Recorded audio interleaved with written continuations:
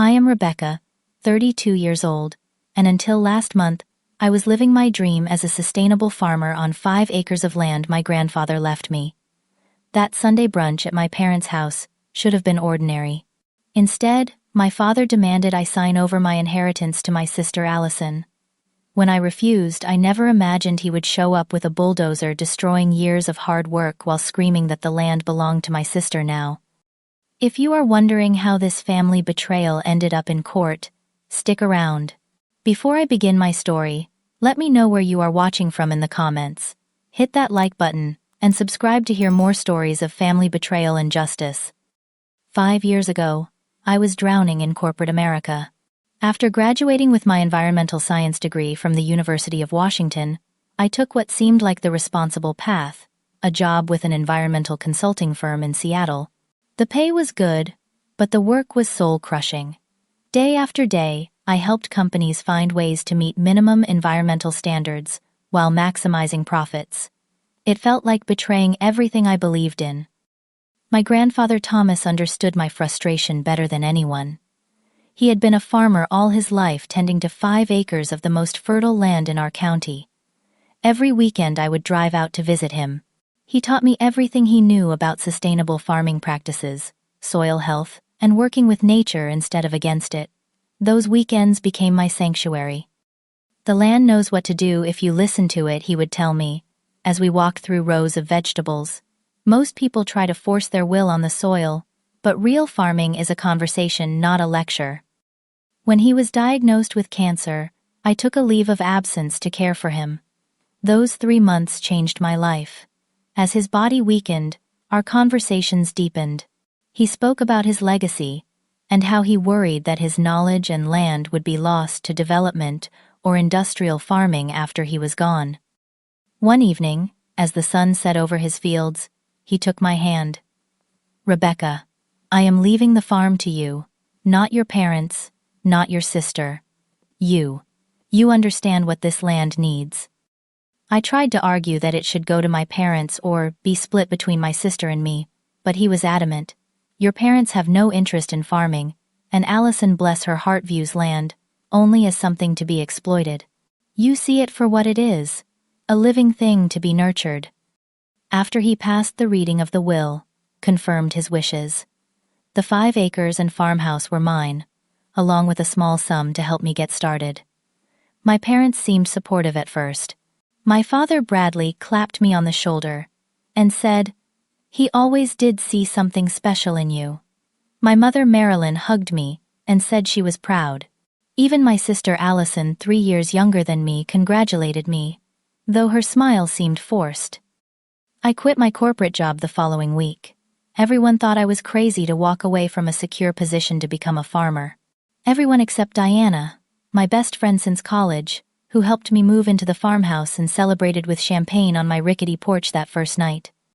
To new beginnings, she had toasted, and to Thomas, who knew exactly what you needed. The first year was brutal. I made every mistake possible. Planted too early, overwatered, underwatered, lost crops to pests. I failed to identify in time, but slowly I learned. I converted the operation to fully organic practices, installed rain catchment systems, and built my first greenhouse to extend the growing season. By year 3, Harmony Fields Farm was breaking even. I sold at 3 farmers markets each week and had established relationships with 4 farm-to-table restaurants in the area. My specialty, heirloom tomatoes and rare herb varieties, were becoming known throughout the county. That was when I noticed the shift in my family dynamics. At first, their comments were subtle. "All this work for such small profits," my mother would say during family dinners. "You know that land would make a beautiful subdivision," my father once remarked, while helping me fix a broken fence. Meanwhile, my sister Allison bounced between business ventures. She tried opening a boutique that failed within 8 months. Then she invested in a friend's startup that went nowhere. She married Marcus, had twins, and seemed to blame me when money got tight for them. "If I had land to sell, our problems would be solved," she said pointedly at Christmas 2 years ago. I brushed off these comments, focusing instead on growing my business. I added beehives, planted an orchard of heritage apple varieties, and converted part of the barn into a small farm store, where locals could pick up fresh produce throughout the week. Last year, strange things started happening. Plants pulled up overnight, a section of irrigation pipes damaged. Nothing major, but concerning enough that Jacob, the farmer whose land bordered mine to the east, suggested I install security cameras. "Better safe than sorry," he said, helping me mount the first 4 cameras around the property. Jacob had become a good friend and mentor, a 60-year-old widower who had been farming organically since before it was fashionable. He showed me how to repair equipment instead of replacing it, and shared rare seeds from his personal collection. The cameras seemed to stop the minor vandalism, and I threw myself into preparing for what promised to be my most profitable season yet. My greenhouse sheltered trays of seedlings. I had contracts with 6 restaurants and a waiting list for my community-supported agriculture program, where people prepaid for weekly produce boxes. Everything I had worked for was finally coming together. The farm was not just sustainable environmentally, but financially too. I could almost hear my grandfather saying, "See, the land provides if you listen to it." Then came that Sunday brunch, and everything changed. The morning of the brunch was unusually beautiful. Spring sunshine filtered through the apple trees just beginning to bloom, and I remember feeling optimistic as I harvested a basket of early spinach and radishes to bring to my parents. They had always appreciated fresh produce even if they did not understand my dedication to growing it. I arrived at their suburban home at 11:30, balancing the vegetable basket and a bottle of local apple cider. The house I grew up in looked immaculate as always. My mother Marilyn was obsessed with appearances, from her perfectly manicured lawn to her coordinated living room decor that changed with the seasons. "Rebecca, you are here," she said, opening the door. Something in her tone made me pause. Her smile seemed fixed, her eyes not meeting mine. She took the basket with barely a glance. "Lovely. I will put these in the kitchen." In the dining room, my father sat stiffly at the head of the table. Bradley Carson had built a successful real estate development business, and even in casual settings, he carried himself with authority. Today, he barely nodded at me, focusing intently on his phone. My sister Allison was already seated with her husband Marcus. Their twin girls were apparently at a play date. Allison wore an expression I recognized from childhood, the same smug look she had when she knew something I did not. "Nice of you to join us, Farmer Brown," she said with a little laugh, still playing in the dirt. I ignored the jab used to her passive-aggressive comments. "The farm is doing great, actually. Just signed contracts with 2 new restaurants last week." "How quaint," she replied, sharing a look with our father.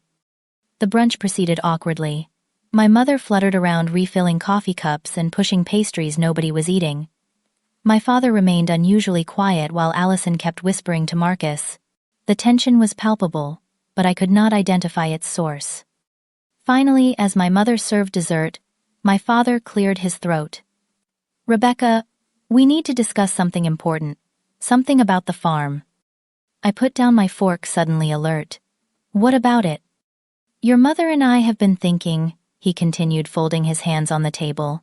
"That land is wasted on just one person growing vegetables. Allison has children to think about, a family to provide for." I stared at him, not comprehending at first. "What are you saying exactly?" My mother jumped in, her voice overly sweet. "Darling, we think it would be best if you signed the property over to your sister. You can still have your little garden somewhere else. Maybe a community plot, but Allison needs a real asset for her children's future." The room seemed to tilt. "Sign over my farm. Grandfather left it to me specifically. I have built a business there. My whole life is on that land." "It is just not fair," Allison interjected.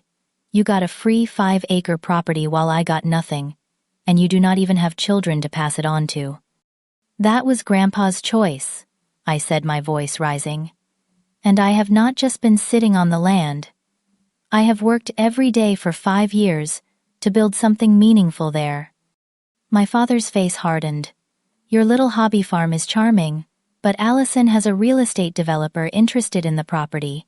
They would build a beautiful subdivision. She could make enough to pay off their debts and set up college funds for the twins. You want me to give up my livelihood so she can sell the land to developers? I could not believe what I was hearing.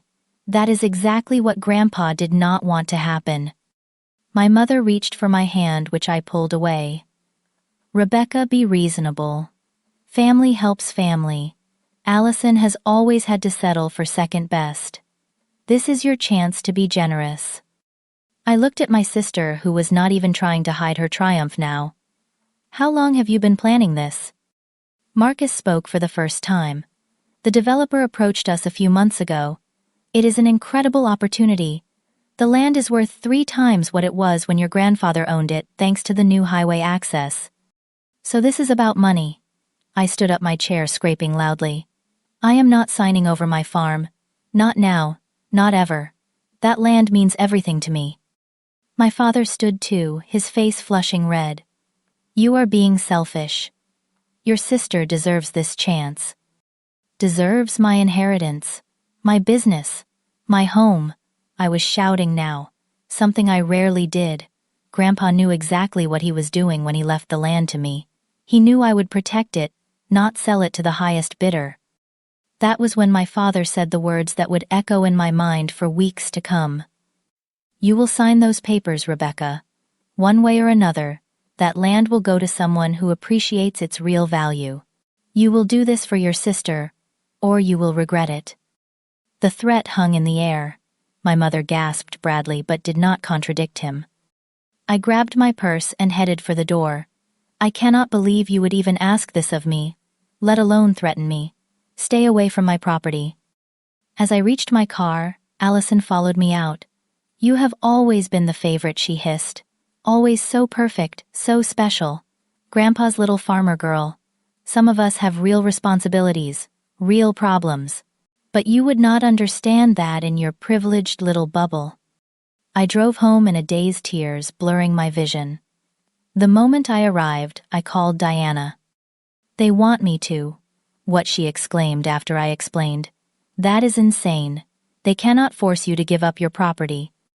My father seemed to think otherwise, I said, still shaking. The way he threatened me, I have never seen him like that. Diana's voice turned serious. Rebecca, you need to be careful. Document everything from now on. Save any texts or emails they send you. If you feel unsafe, call the police. They are my family, I protested weakly. Family are not threats or threats, she replied. And installing those security cameras last year was probably smarter than you realized. I hung up and walked my property line, looking at the seedlings in my greenhouse, the beehives, the young orchard, everything I had built with my own hands, everything my grandfather had entrusted to me. I would not give it up. Not for Allison, not for anyone. What I did not know then was just how far my family would go to take what they believed they deserved. The week following the brunch was a nightmare. My phone buzzed constantly with messages from family members who had apparently been briefed on a version of events that cast me as the villain. How can you be so selfish? Texted my Aunt Patricia. Your sister has children to think about, wrote my cousin Stephen. Your grandfather would be ashamed, claimed an uncle I barely spoke to. My mother called daily, her approach oscillating between guilt trips and sweet talking. Your father did not mean to sound threatening, she insisted during one call. He is just concerned about Allison's future. The twins need security. You always were the stronger one, Rebecca. The one who could take care of herself. I remained firm. Mom, I am not discussing this anymore. The farm is mine. Grandfather left it to me for a reason. But surely he would want to help his great-grandchildren if he were alive today, she pressed. What he would want is for his land to remain a farm, not be turned into another cookie-cutter subdivision, I replied, before ending the call. On Wednesday, I spotted Allison's blue SUV, driving slowly past my property. She did not stop or wave, just cruised, by looking intently at my fields and buildings. The next day, I saw her again, this time with Marcus, in the passenger seat. They pulled over briefly near my driveway, took some photos, and drove off. Unsettled, I called Jacob to tell him what was happening. "Sounds like they are planning something," he said, concern evident in his voice. "Want me to come over and help you check those security cameras? Might want to make sure they are all working properly." Jacob arrived an hour later with tools and some additional cameras. "These are motion activated and will send alerts to your phone," he explained, as we installed them at vulnerable points around the property. Better coverage of the greenhouse and equipment barn too. That afternoon, I called Taylor, an attorney I had consulted, when setting up my business license. After explaining the situation, she agreed to meet the next day. "Family disputes over land can get ugly," she warned me. "Bring any documentation you have regarding the inheritance and your business operations. And if there have been any explicit threats, we should discuss a restraining order." I spent that evening gathering papers. My grandfather's lawyer had given me property tax records, business licenses, and income statements, proving the farm was a legitimate, profitable business and not a hobby, as my father had dismissively called it. Friday morning brought an unpleasant encounter at the Greenwood grocery, where I was delivering my weekly herb orders. Allison appeared suddenly in the produce section, pushing a cart with deliberate casualness. "Fancy seeing you here," she said, eyeing the display of my labeled herbs. The store owner was setting up, still playing farmer. "What do you want, Allison?" I asked, trying to keep my voice level. She examined her manicured nails. "Just shopping. And thinking about how much better this store would look with a proper commercial supplier, instead of hobby farmers taking up shelf space." "The owner seems happy with my products," I replied.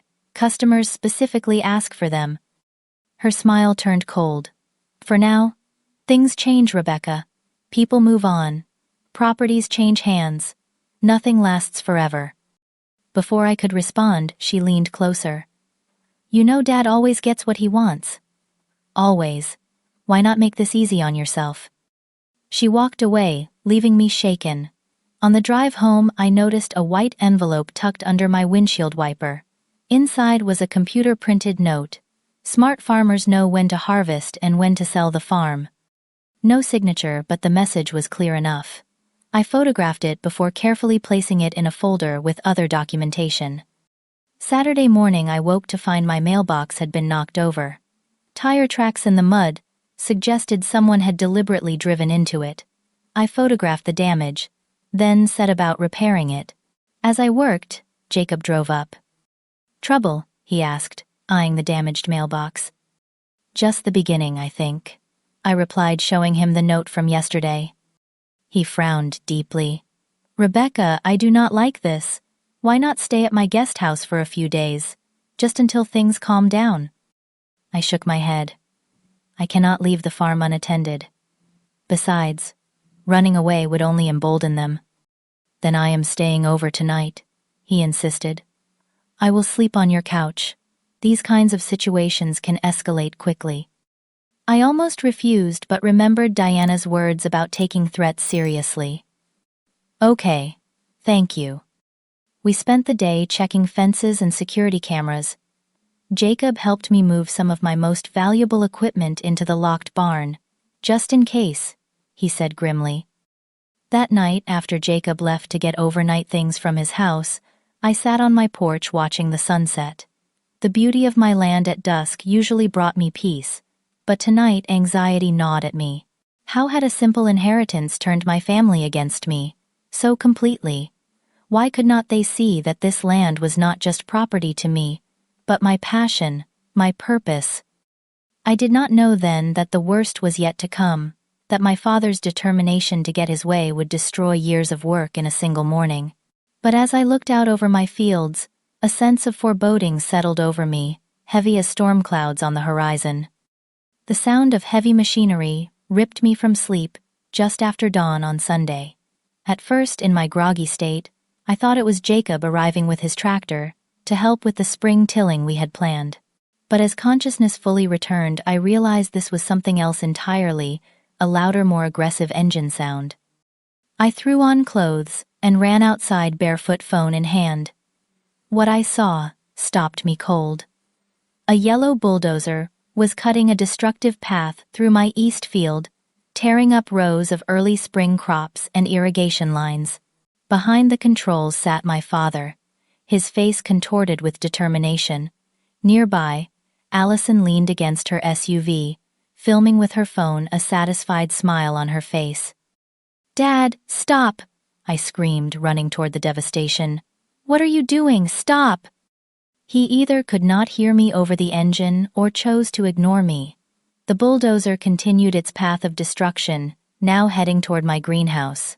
5 years of carefully cultivated soil organic certification requirements, specialized irrigation, all being ripped apart before my eyes. I ran closer, waving frantically. "Stop! This is my property. You have no right." My father finally noticed me. Instead of stopping, he shouted back, his voice carrying over the engine noise. "This land belongs to your sister now. You had your chance to do this, the easy way." The bulldozer plowed into my greenhouse, the structure collapsing with a sickening crack of breaking wood and tearing plastic. Thousands of seedlings representing months of work and the bulk of my summer crop income were crushed in seconds. "Are you insane?" I screamed, moving dangerously close to the machine. "You are destroying everything." My father revved the engine, swinging the bulldozer toward my herb garden. "You brought this on yourself. Your sister deserves this land more than you do." As he approached the beehives, I realized he was beyond reason. I backed away, hands shaking so badly, I could barely dial 911 on my phone. 911. "What is your emergency?" came the dispatcher's voice.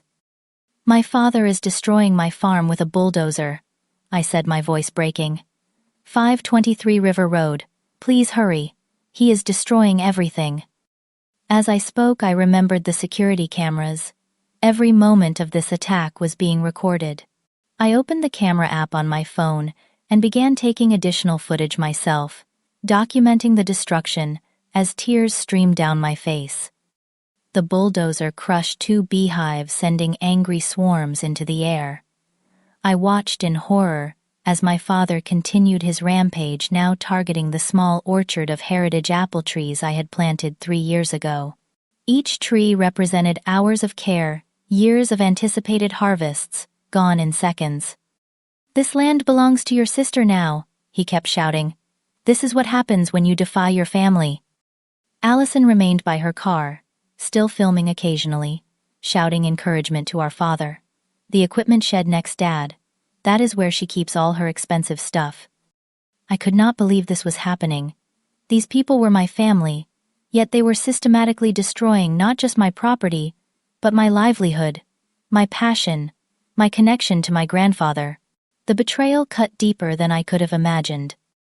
Jacob arrived before the police, his truck skidding to a halt on the gravel driveway. He took in the scene with horror. "What the hell is going on?" he shouted, moving protectively to my side. "My father," I managed through tears. "He is destroying everything." Jacob started toward the bulldozer, but I grabbed his arm. "Do not. He is not rational right now. The police are coming." As if on cue, 2 police cruisers pulled up, lights flashing. 4 officers emerged initially, looking confused at the scene before them. "That is him on the bulldozer," I told the first officer who approached. "Bradley Carson. My father. He is destroying my farm. I own this property, not him."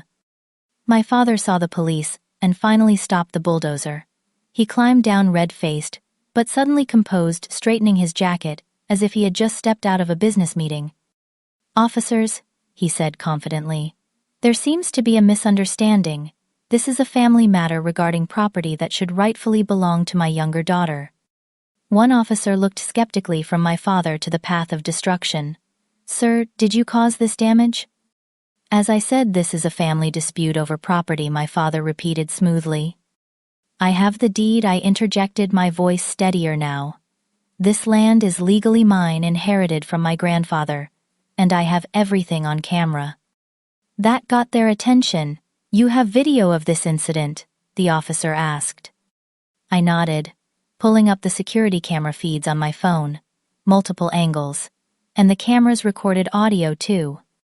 The officers huddled around my phone watching footage of my father, explicitly stating his intentions while destroying my property. His face fell as he realized his actions had been recorded. "She set me up," he sputtered, pointing accusingly at me. "She provoked this." "The video shows you arriving unannounced at 6:15 this morning and immediately beginning to destroy crops," the officer stated flatly.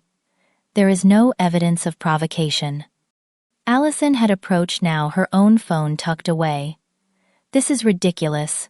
We were just trying to reclaim family property that should have gone to all of us, not just her." "Do you have any documentation supporting your claim to this land?" the officer asked her. She faltered. "Well, no, but morally." "Morals do not factor into property law.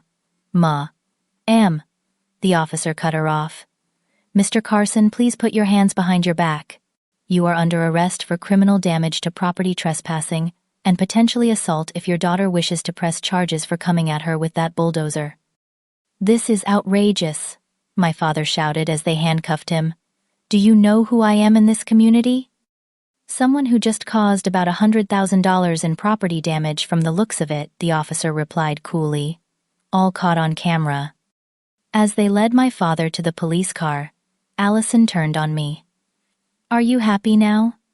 You have always wanted to turn everyone against us. Against me." "I did not drive a bulldozer through your livelihood," I said quietly. "Please leave my property before I ask the officers to arrest you for trespassing too." After they took my father away, and Allison reluctantly departed, I stood in the middle of my destroyed farm with Jacob beside me. 5 years of work lay in ruins around us. The greenhouse was flattened, irrigation systems torn up, crops destroyed, beehives smashed.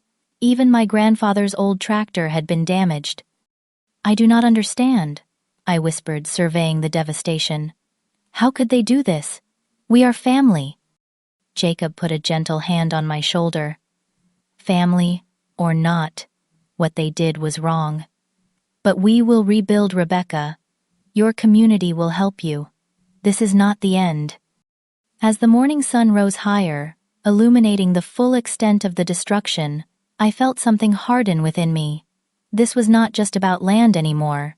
This was about standing up for myself against people who would destroy what I loved out of greed and entitlement, even if those people were my own blood.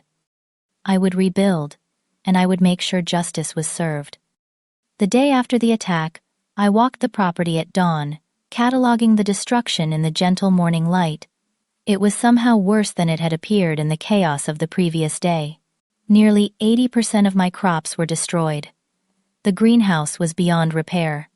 2 beehives completely demolished, a third damaged but possibly salvageable.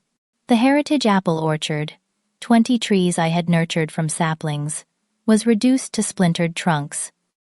The irrigation system would need to be completely redesigned and reinstalled. I took photos methodically documenting each area of damage for insurance and legal purposes.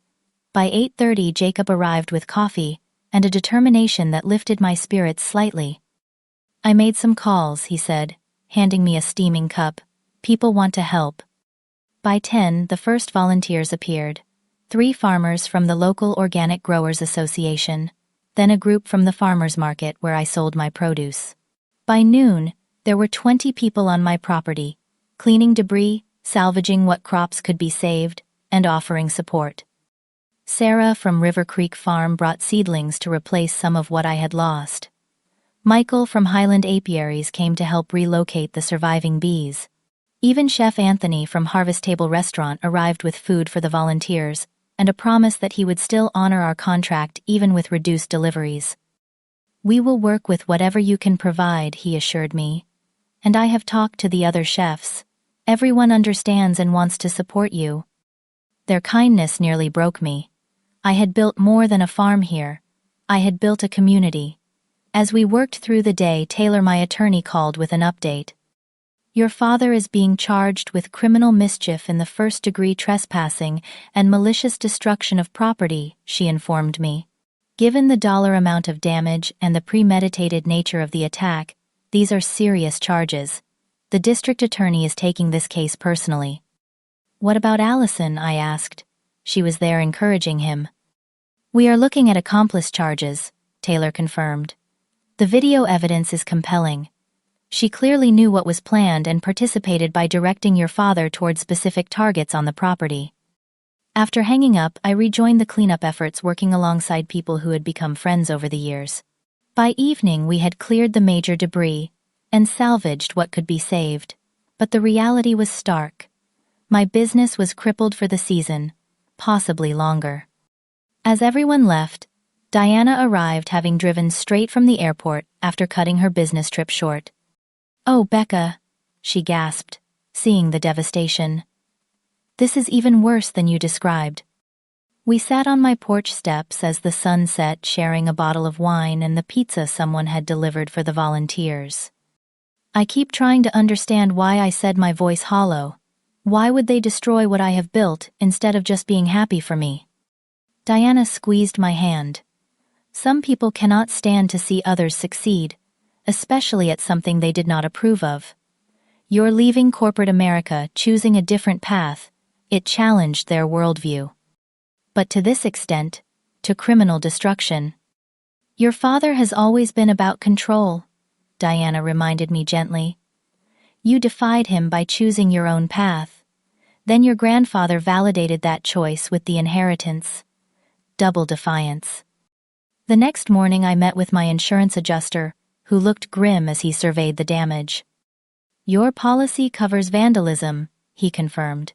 But given the extent of the damage and the unusual circumstances, the claim will take time to process. We are talking about a major loss here. Later that week, I discovered something that shed new light on my family's desperation. While meeting with Taylor to prepare for the upcoming court hearings, she suggested we investigate my sister and father's financial situations. People do not typically resort to destruction over land unless there are serious financial motivations, she explained. Especially given your father's position in the community, this behavior suggests desperation. Through legal channels, we discovered that Allison and Marcus were not just in debt, they were on the verge of bankruptcy. 3 failed business ventures, a mortgage they could barely afford, and significant credit card debt had them teetering on financial collapse. More surprisingly, my father's real estate development company was struggling too. 2 recent projects had failed to secure permits, investors were pulling out, and there were rumors of questionable financial practices that had attracted attention from regulatory agencies. The land was their Hail Mary, Taylor concluded. With the new highway access, your 5 acres could be worth millions to developers, enough to solve both their financial problems. That evening, as I sat with Diana reviewing what we had learned, my mother called. I almost did not answer, but Diana encouraged me to hear what she had to say. "Rebecca," my mother began, her voice small, "I had no idea what your father was planning. You have to believe me." "You knew enough," I replied coldly. "You were part of the ambush at Brunch. You tried to manipulate me into giving up my inheritance." "I never thought he would resort to violence," she insisted. "Please drop the charges. For the family's sake, your father could go to prison." "He should have thought of that before he destroyed my livelihood," I said. "This is not something I can just forgive and forget, Mom. This is my life he tried to destroy." "He is still your father," she pleaded. "A father who would drive a bulldozer through his daughter's business is not much of a father at all," I replied, before ending the call. The following day brought another discovery. While organizing papers for the case, I found documents my grandfather had left me that I had never fully examined. Among them was a letter addressed to my father, dated shortly before my grandfather's death. "Bradley," it read, "I know you have always had designs on my land for your developments. I know you have promised portions to Allison over the years. This stops now. The land goes to Rebecca, because she will protect it as I have. This is not negotiable, and any attempt to circumvent my wishes will reveal truths about the Carson family that none of us want public. Leave Rebecca and her inheritance alone." I brought the letter to Taylor immediately. What truths do you think he was referring to? She scanned the document thoughtfully. Hard to say, but it suggests your grandfather anticipated resistance to his decision. It also implies he had leverage over your father. This could be useful. As the court date approached, I threw myself into preparation. Taylor and I gathered all evidence, security footage, photographs of damage, financial records, proving the farm's value as a business, the history of harassment leading up to the attack, and testimony from witnesses who had seen my father's rampage. The night before the preliminary hearing, I broke down, sitting alone in my kitchen looking at photos of the farm as it had been before the destruction. Grief finally overwhelmed me. I sobbed until I had no tears left, mourning not just the physical loss but the death of my family relationships. No matter the legal outcome, things would never be the same between us. Diana found me there, having let herself in with the spare key. Without a word, she sat beside me and held me until the storm passed. I am scared, I finally admitted. What if the justice system fails? What if they somehow get away with this? They will not, she said firmly. The evidence is overwhelming, and regardless of what happens in court, you will rebuild. You are the strongest person I know, Rebecca. This will not break you. As I finally drifted off to sleep that night, I clung to her words. I would face my family in court tomorrow. I would stand up for myself and for my grandfather's legacy. And whatever the outcome, I would find a way forward. The county courthouse was an imposing limestone building that had stood in the center of town for over a century. I had passed it countless times, but never imagined I would enter it to face my own father in a criminal proceeding. Diana drove me there as my hands were shaking too badly to safely operate a vehicle.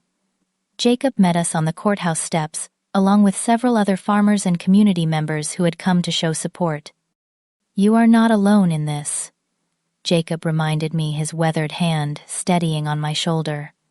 Inside, the courtroom was smaller than I expected, with dark wood paneling and stern portraits of former judges lining the walls. My father sat at the defense table with his attorney Richard Montgomery, one of the most expensive lawyers in the county. He did not turn when I entered. Allison was seated in the front row behind him, dressed conservatively in a navy blue dress that concealed her usual flashy style. She shot me a venomous glance before returning her attention to her phone. Taylor guided me to our table, where Assistant District Attorney Melissa Wilson was already arranging documents. She was a compact woman, with silver-streaked dark hair, and the focused energy of someone who thrived on complex cases. Rebecca, good morning, she greeted me. Are you ready for this? I nodded, not trusting my voice just yet. The evidence is solid, she assured me. Judge Lancaster is fair but strict. He does not tolerate property crimes, and he particularly dislikes cases where people take the law into their own hands. The bailiff called the court to order, and Judge Lancaster entered, a tall man with a permanent furrow between his brows. After preliminary matters were addressed, Ada Wilson opened with a clear statement of the case. Your Honor, this is a straightforward case of premeditated property destruction. The defendant, Bradley Carson, deliberately and maliciously used heavy machinery to destroy crops, structures, and equipment on land legally owned by his daughter Rebecca Carson. The entire incident was captured on security cameras, and the defendant can clearly be heard stating his intentions to transfer ownership of the property to his other daughter Allison by force. The damage exceeds $150,000 and represents the destruction of a legitimate agricultural business. My father's attorney countered with what seemed like a desperate defense. Your Honor, this is fundamentally a family misunderstanding that has been blown out of proportion. Mr. Carson believed he had a legitimate claim to input on the property, which was family land for generations before the recent inheritance. He acted out of frustration after his daughter refused reasonable family discussion about the property's future. Judge Lancaster's expression made it clear he was not impressed. Frustration is slamming a door, Mr. Montgomery. Renting a bulldozer and destroying crops is something else entirely. The security footage was played in court, the large monitor displaying multiple angles of my father's rampage. The audio was painfully clear. "This land belongs to your sister now. You had your chance to do this, the easy way. Your sister deserves this land more than you do. This is what happens when you defy your family." I watched the judge's face darken as the footage continued. My father stared straight ahead, his jaw clenched. Allison seemed to shrink in her seat as her voice came through the speakers directing our father toward the expensive equipment. When the footage ended, there was silence in the courtroom until Judge Lancaster spoke. "Mr. Carson, these are serious charges with substantial evidence. How do you plead?" My father stood. "Not guilty by reason of temporary emotional distress, Your Honor." Judge Lancaster's eyebrows rose. "Mr. Montgomery, are you certain this is the plea you wish to enter? The evidence I have just seen shows clear premeditation, not a momentary lapse." Montgomery conferred briefly with my father before addressing the court again. "Your Honor, we would like to request a brief recess to consult further with my client." "Granted. 15 minutes. When court resumed, my father's demeanor had changed. He looked defeated, the arrogance drained from his posture. "Your Honor, my client wishes to change his plea to guilty of criminal mischief in the first degree, with a request for leniency in sentencing." The judge nodded. "The court accepts the change of plea. We will proceed to testimony relevant to sentencing considerations." I was called to testify, first describing the farm's history, its value as a business, and the impact of the destruction. Taylor guided me through presenting financial records, proving the farm's legitimacy and profitability. And prior to the incident, Taylor asked had there been other concerning behaviors from the defendants. I described the tense brunch, the drive-bys, the threatening note, and the damaged mailbox. As I spoke, I noticed my mother slip into the back of the courtroom, her face pale. Cross-examination was brief, with Montgomery trying unsuccessfully to characterize the farm as a hobby project, rather than a legitimate business. Then came a surprise witness, Arthur Peterson, my grandfather's attorney. "Mr. Peterson," Ada Wilson began, "you handled Thomas Carson's estate, correct?" "I did," the elderly attorney confirmed, "and I have known the Carson family for nearly 40 years.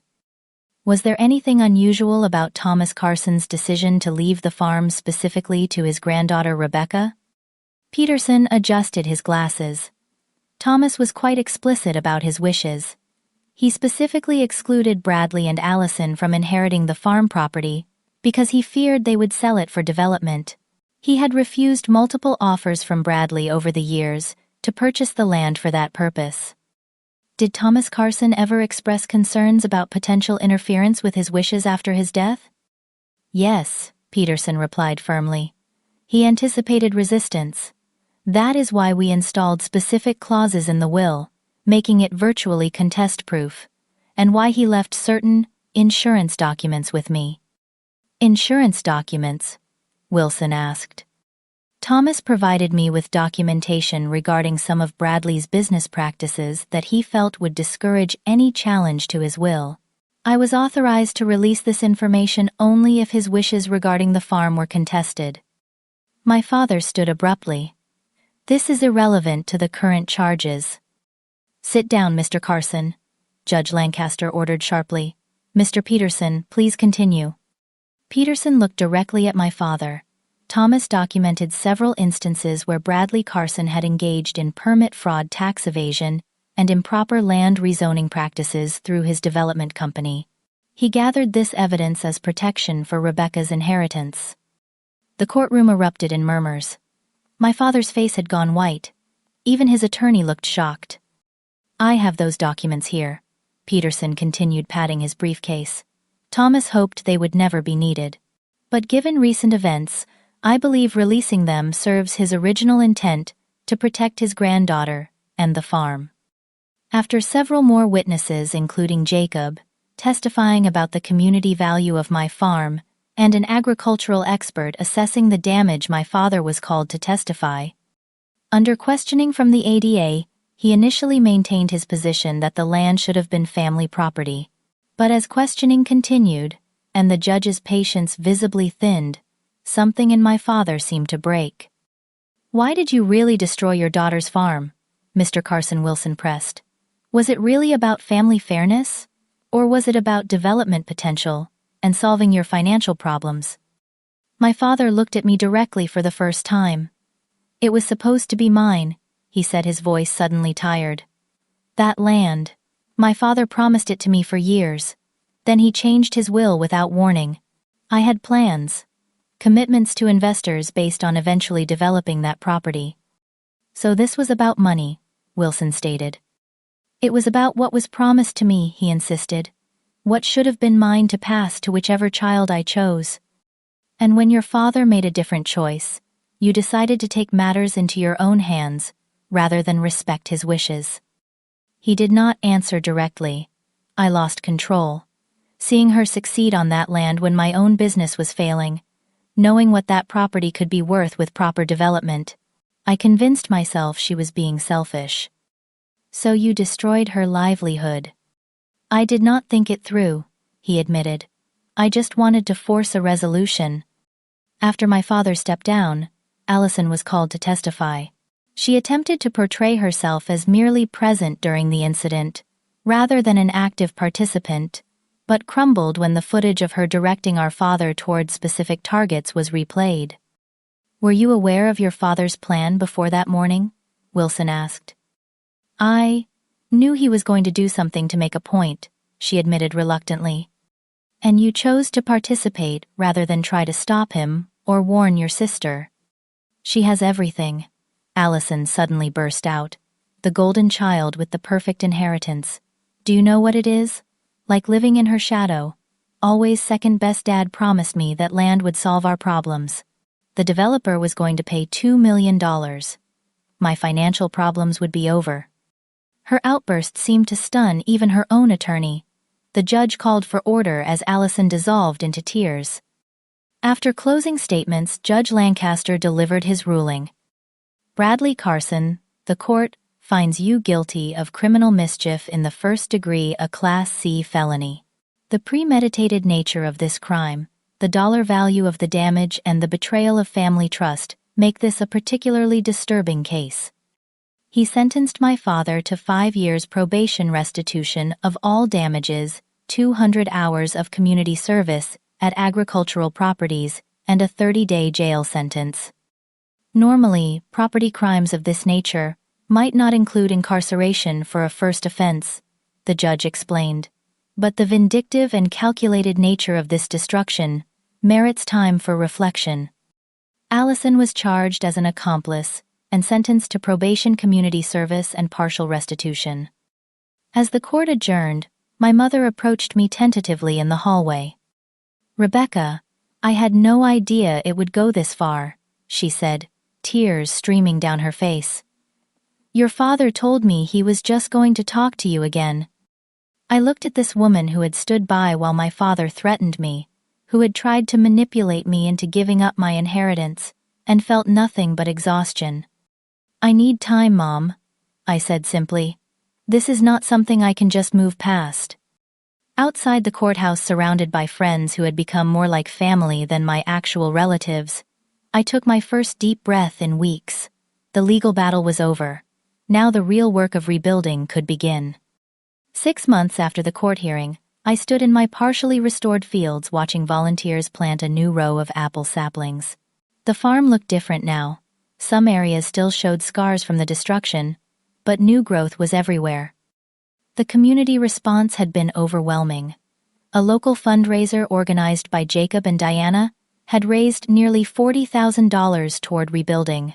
Farmers from 3 counties had donated seedlings, equipment, time, and labor. Even businesses in town had contributed, recognizing the value of supporting local agriculture. "How does it feel?" Jacob asked, joining me by the new greenhouse, a structure twice the size of my original one, thanks to upgraded insurance and community contributions. "Bittersweet," I admitted. "I am grateful for the support, but I still catch myself looking over my shoulder expecting another attack."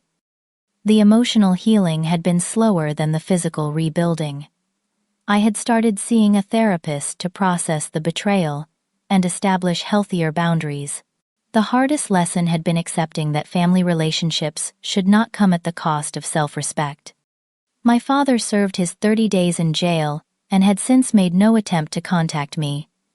Through my mother, I learned he had sold his development company and was moving to Arizona. Part of me was relieved. Another part mourned the relationship we would never have. Allison had taken a different path. 3 months after the hearing, she had left a handwritten letter in my mailbox. "I cannot expect forgiveness," she had written, "but I want you to know that I am getting help for the jealousy and resentment that has poisoned my life.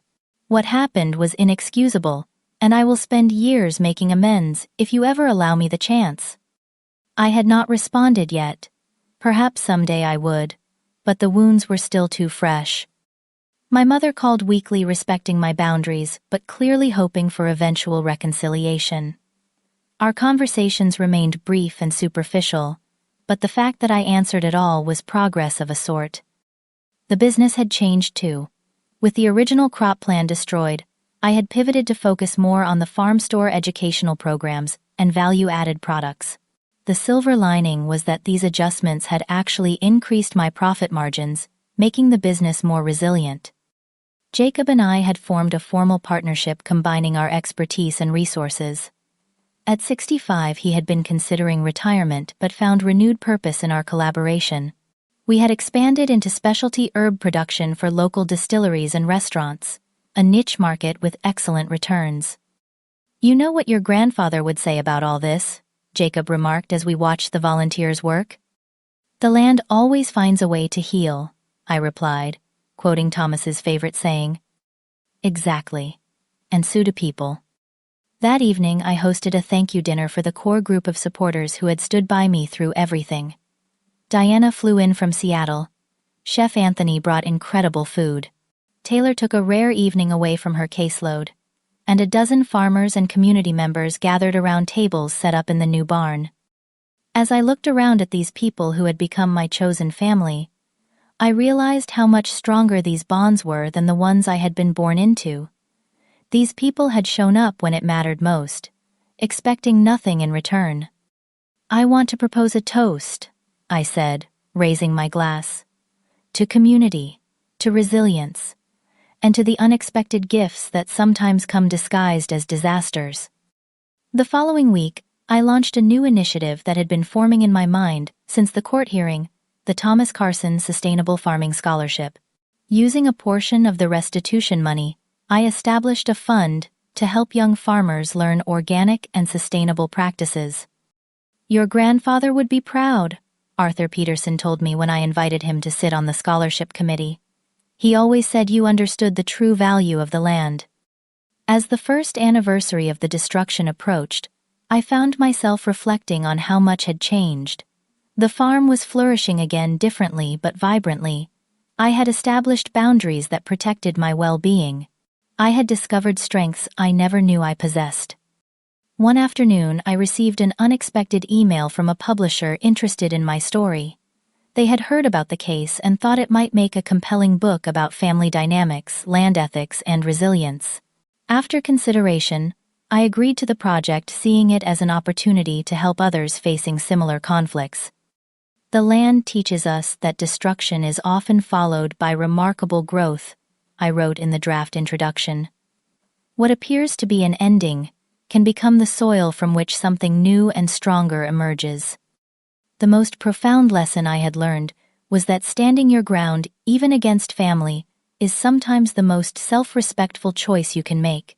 My grandfather had recognized something in me that my parents never had: a connection to the land and its rhythms that transcended financial calculations. By honoring his faith in me, by refusing to surrender what I had built, I had not only preserved his legacy, but created my own. The farm was no longer just Grandpa's land, but truly mine, shaped by my vision and resilience. Diana summed it up perfectly during her last visit. "Some people will try to bulldoze your dreams. The trick is to plant them deep enough that the roots survive." As I walk my property today, I still see scars from that terrible morning. But alongside them, I see new growth, stronger systems, and a clearer vision of the future. Sometimes, standing your ground means losing the battle, but ultimately winning something far more valuable: your self-respect and the knowledge that you remained true to your values when it mattered most. Have you ever had to stand your ground against family pressure? Did you regret it, or did it lead to unexpected growth? Share your story in the comments below. And if this resonated with you, please like, subscribe, and share with someone who might need to hear that sometimes the hardest boundaries to set are the ones that ultimately set us free. Thank you for listening to my journey, and remember, the most important inheritance is not land or money, but the courage to live according to your own values.